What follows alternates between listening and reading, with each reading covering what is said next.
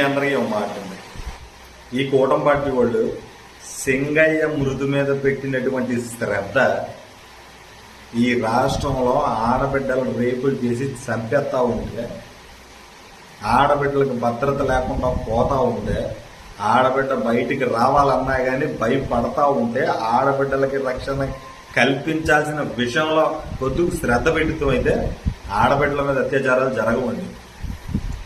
ఏ విధంగా అయితే ఏఐ వీడియోలు పెట్టి ఫేక్ వీడియోలు పెట్టి సుఖానందం ముందుతా ఉన్నారు కూటమి పార్టీ వాళ్ళు, ఆ ఫేక్ వీడియోల మీద పెట్టేటువంటి శ్రద్ధ ఆడబిడ్డల విషయంలో ఈ కూటమి పార్టీ వాళ్ళు శ్రద్ధ పెట్టినట్లయితే ఆడబిడ్డలకు అన్యాయం జరగదండి.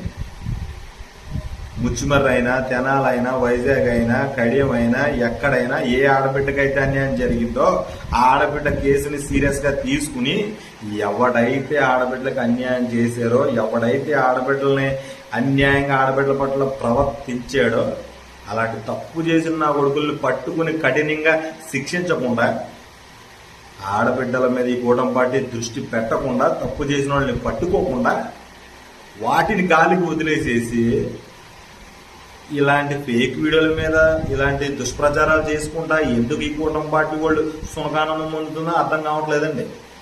గతంలో మీ నాయకుడు పుష్కరాల సమయంలో ఒక 20 మంది 29 మంది పొట్టలు పెట్టుకున్నారు. కందుకూరులో 8 మందిని, గుంటూరులో 3 ఇలా చెప్పుకుంటా పోతే చరిత్ర చాలా ఉందండి. దయచేసి ఇలాంటి ఫేక్ వీడియోల మీద దృష్టి పెట్టకుండా ఆడబిడ్డలకు అన్యాయం చేసి తప్పు చేసి రోడ్ల మీద కాలు బెగరేసుకుని తిరుగుతున్న తప్పున్న కొడుకులను పట్టుకుని కఠినంగా శిక్షించమని, ఆడబిడ్డల జోలికి మరొకసారి ఎవరు రాకుండా కఠినమైన చర్యలు చేపట్టాలని కూటమి పార్టీకి చెప్తా ఉన్నామండి.